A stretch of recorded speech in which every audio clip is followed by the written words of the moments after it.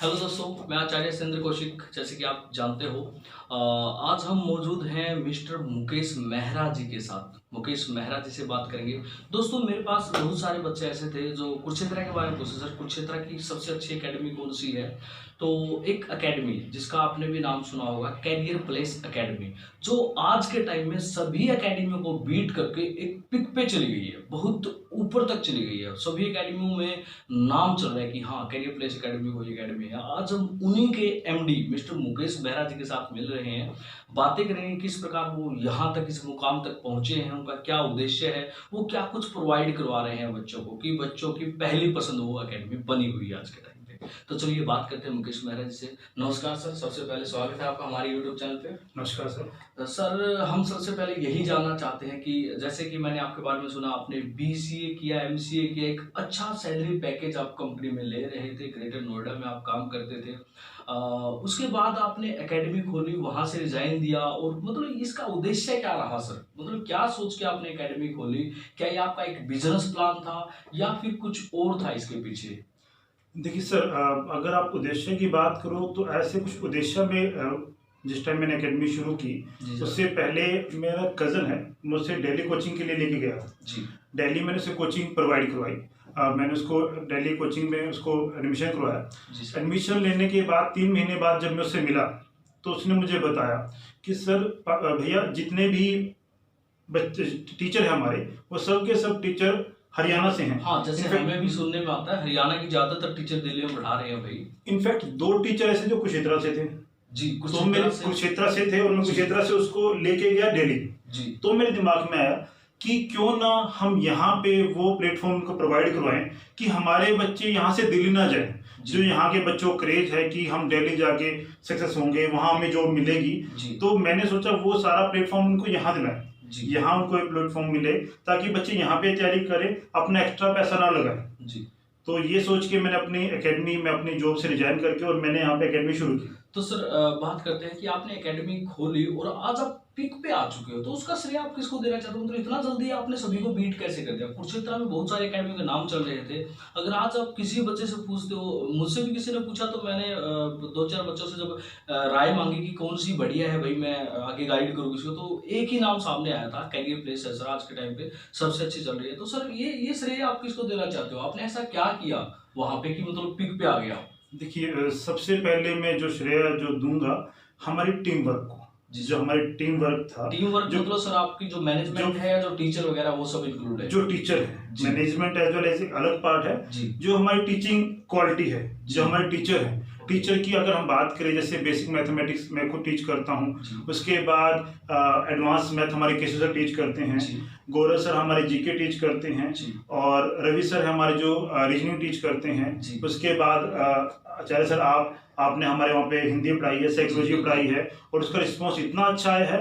मैं चैनल से अपने माध्यम से अपने सब साथियों को बताना चाहूँगा आपके बारे में सर। आपने हिंदी बच्चों को पढ़ाई, साइकोलॉजी बच्चों को पढ़ाई, और आपके खुद की एक पब्लिशिंग बुक है जी। वो बुक सर मैंने उन बच्चों को भी दी जो हमारे सेंटर पे नहीं आते थे जी। उनका भी ये कहना है कि सर इस बुक से, मतलब एस्टेट का जब उन्होंने एग्जाम दिया, मतलब उन्हें कोचिंग ना लेते हुए भी बुक से सारा का सारा मैटर उनको क्लियर हो गया। तो बुक में इतनी उनको फैसिलिटी मिली है। तो हमारी यश पब्लिकेशन की बुक है सर, उनकी बात कर रहे हैं। तो एक टाइम था कि मैं एक बैच निकालने के लिए गया था वहाँ पे, और सर ने रिक्वेस्ट की थी तो वहाँ पे निकाला था। तो इतना तो कुछ नहीं है जितना सर बढ़ाई कर रहे हैं, प्रेज कर रहे हैं, इसमें कोई दुराई की बात नहीं है। हाँ, इनकी टीम के बारे में मैं भी बोलना चाहता हूँ, काफी अच्छी टीम है। मैंने खुद वहाँ पे जा करके देखा, द बेस्ट टीम है, बच्चे बड़ा अच्छे दिल से जुड़ते हैं। तो सर, एक क्वेश्चन मेरे माइंड में चल रहा है कि जो एकेडमी आपने की है उसकी खास बात क्या है कि मतलब वो बीट कर चुकी है हर किसी को, उसमें खास क्या है ऐसा?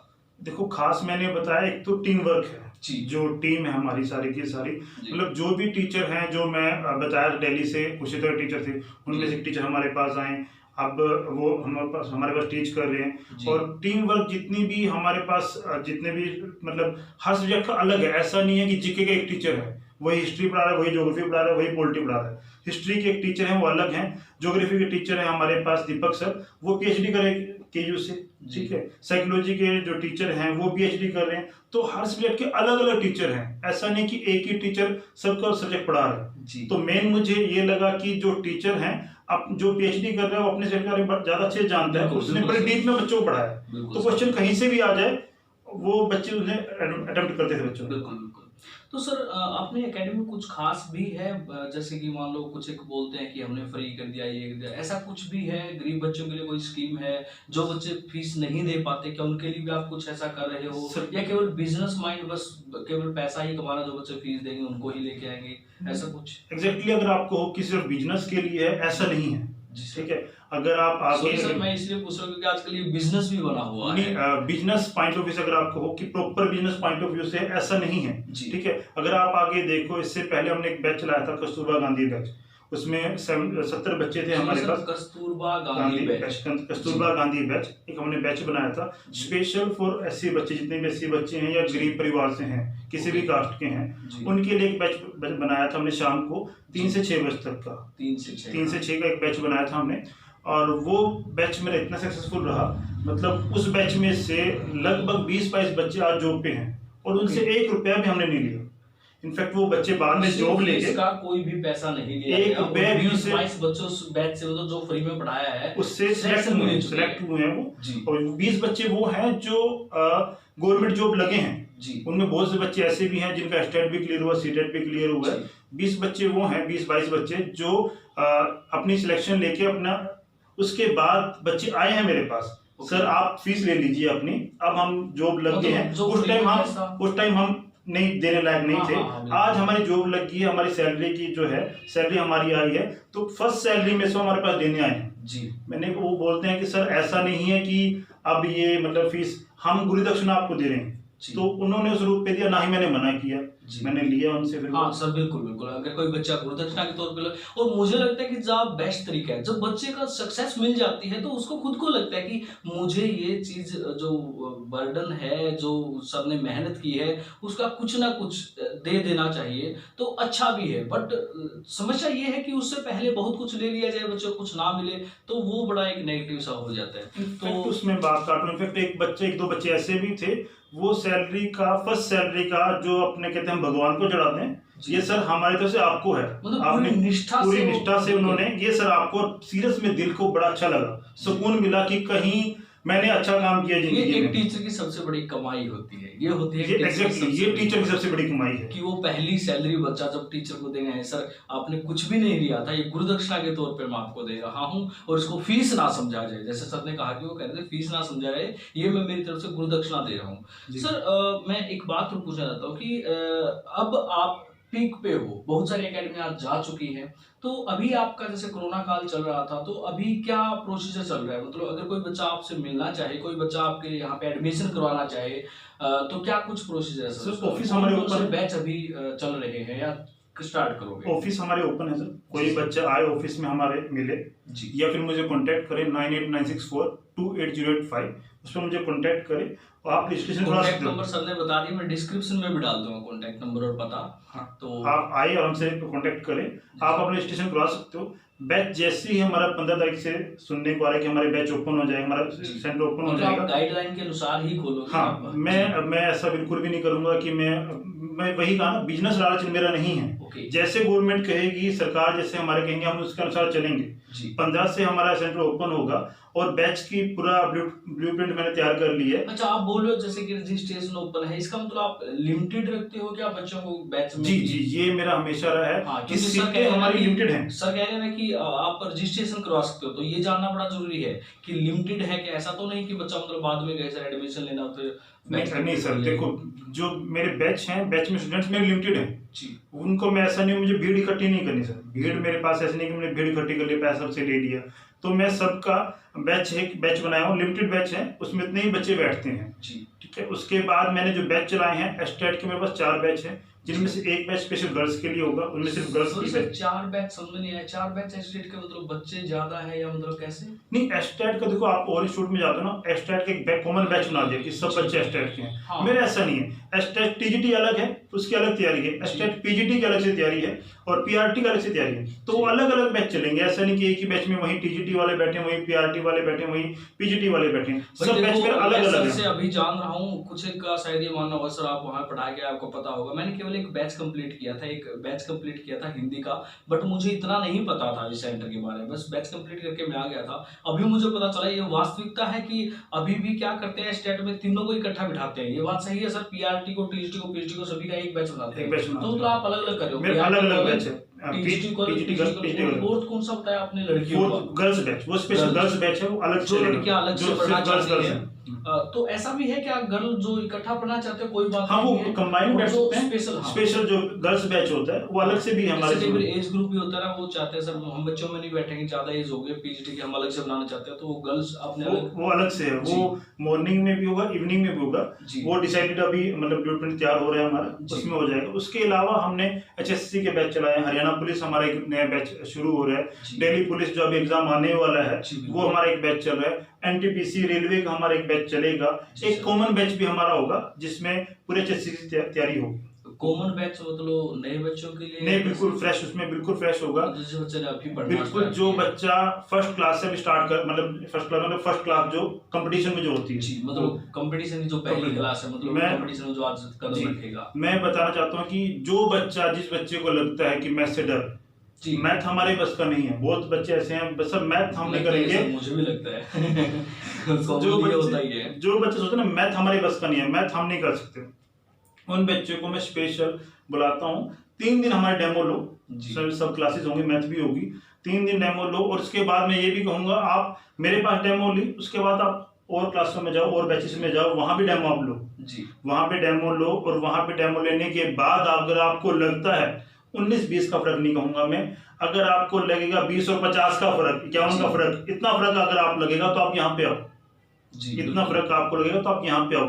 मैथ स्पेशली मतलब जो बच्चे करते थे कि सब मैथ बिल्कुल नहीं आता मैं, वो बच्चे आए, क्लास लगाए, और डेमो क्लास का मतलब ये नहीं है कि 3 बच्चों की अलग से एक डेमो लगी, रनिंग बैच जो चल रहा है उसमें बैठो आप आके, मतलब आप अलग से जैसे वो भी चल रहा है ना कि मतलब 1-2 विषय परफेक्ट होते हैं उसके अलग से बैच में दे दिए, उसके बाद अंदर जाएगा तो कोई और टीचर मिलेगा, मतलब आप उसी टीचर से डेमो दिलवाओगे, वही रनिंग बैच जो हमारा चल रहा है ना उसी बैच में हमारा डेमो है, ऐसा नहीं कि डेमो के लिए हमारे कोई अलग से क्लासेस नहीं है जी, रनिंग बैच में हम बच्चों को बिठाएंगे और वहीं पे वो क्लासेस होगी जी सर। थोड़ा सा मैं एक बार दोबारा से जानना चाहता हूँ सर, कोई ऐसा बच्चा जो गरीब घर से हो जो पे नहीं कर सकता, तो उसके लिए कुछ फीस में कंसेशन वगैरह? उसके लिए सर बिल्कुल हमारे दरवाजे बिल्कुल खुले हैं जी, आप फीस नहीं पे कर पा रहे कोई इशू नहीं है, जितना पे कर सकते हो करो, अगर नहीं कर पाओगे बिल्कुल भी नहीं कर पाओगे तो वो भी है, जैसे मैंने कहा रियलिटी है, कोई नहीं दे सकता, ये उनके लिए कई बार ऐसा होता है ना कि सोच हर एक की होती है मैं भी फ्री में पढ़ लूं, ऐसा नहीं है, जो वास्तव में जो हमें भी लगता है नहीं दे पाएगा उससे हम फ्री क्लासेस देते हैं,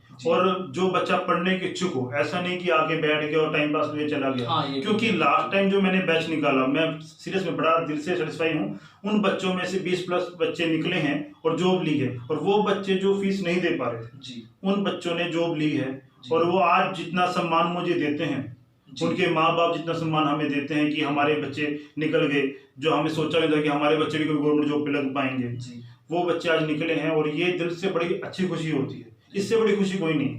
थोड़ा सा हम जानना चाहते हैं कि जैसे लगभग पूरा तो किसी को नहीं पता होता, फिर भी आंकड़े लगभग तो पता ही होते हैं, मतलब आज तक कितने ऐसे बच्चे होंगे जो गवर्नमेंट जॉब में सिलेक्ट हो चुके हैं आपकी एकेडमी के थ्रू? कोचिंग मुझे कोचिंग इंस्टीट्यूट रन करते 1.5 साल लगभग हो गए। 1.5 साल, हाँ, मुझे भी पता चला था कि सर एक नई एकेडमी आई है कैरियर प्लेस के नाम से, अभी ज्यादा समय नहीं, और वो एकदम पिक पे आ चुकी है, मतलब इसीलिए मैं सर को बुलाया था, तो अभी इन्होंने बता भी दिया कि 1.5 साल ही हुआ है, 1.5 साल ही हुआ है, अभी 6 महीने कोरोना के निकाल दो, ये हम काउंट नहीं कर रहे, ये काउंट नहीं कर रहे हैं, 1.5 साल हो गया मेरे एकेडमी को रन करते हुए, और 1.5 साल में 350+ बच्चे मेरे 350+ बच्चे, मेरे पास रिकॉर्ड है सर, हर बच्चे का रोल नंबर वगैरह कहाँ सिलेक्ट हुआ, 350+ बच्चे मेरे सिलेक्ट हो चुके हैं, गवर्नमेंट जॉब ले चुके हैं। इसके अलावा लगभग 170 के बच्चे स्टेट सीटेट क्लियर कर चुके हैं जी, 170 के आसपास बच्चे जो हमारा टीचिंग रिलेटेड टेस्ट होता है, स्टेट सीटेट जितने भी हैं। अच्छा, एक मैंने सुना था कि नेट की कोचिंग के लिए बच्चे या तो हिसार की तरफ जाते हैं, दिल्ली की तरफ जाते हैं, नेट की कोचिंग नहीं मिलती,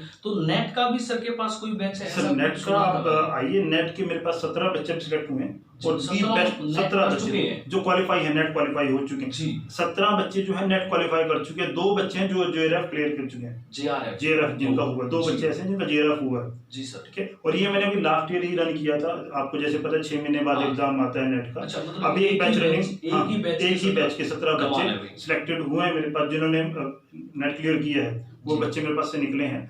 और जो बच्चे दिल्ली जाते थे नेट की कोचिंग के लिए, वो दिल्ली से कोचिंग लेने के बाद भी मेरे पास आए हैं और वो पढ़े हैं। उन्होंने खुद कहा सब, उनके बाद वो बच्चे अब उन्हीं बच्चों के जाके बच्चे हैं, मतलब आगे जो स्टूडेंट्स हैं उन्होंने मेरे पास किए, उन्होंने बच्चे भेजे हैं। और वो बच्चे डेली अब फोन कर रहे हैं, सर नेट का नया बैच कब शुरू करोगे? हाँ, जैसे कि तो जल्दी शुरू होगा। हाँ, जल्दी शुरू होगा। जैसे ही नोटिफिकेशन आता है नेट का तो हम वो बैच शुरू करेंगे।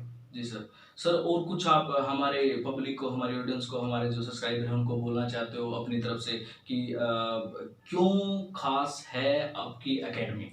और ये बात मैं बोल के नहीं बता पाऊंगा। आप एकेडमी में आइए, एकेडमी में आप आओ, वहां पे आप 3 दिन डेमो लगा के देखो, आपको खास लगेगा जी। उसके बाद आप कहीं भी जा सकते हैं, देख सकते हैं। अगर आपको खास लगता है तो आप आइए जी, देखिए। तो सर ने तो कोई पूरी खुली आपको एक प्रकार से रास्ता दिखा दिया कि आप एक बार डेमो लीजिए 3 दिन, उसके बाद सभी सेंटर में जाइए। ये नहीं कह रहे, ये कह रहे हैं कि मैं नहीं कह रहा कि हमारे पास लीजिए। और उन्होंने बताया कि दिन रात का नहीं, काफी ज्यादा अंतर लगे तो ही एडमिशन लेना, अदरवाइज एडमिशन भी मत लेना। और जैसे कि इन्होंने अभी दावा किया कि मैथ से जिसको डर लगता है वो स्पेशली मिल सकते हैं।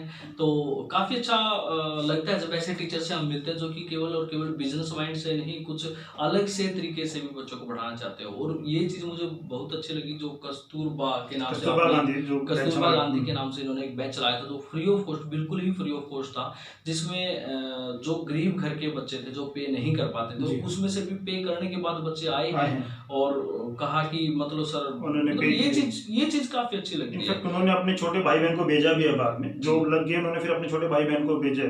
अच्छा, बिल्कुल बिल्कुल, वो एक ट्रस्ट बन जाता है कि यहाँ से हमें जॉब मिली है तो मेरे भाई बहन या छोटा जो भी है उसको भी जॉब मिलेगी।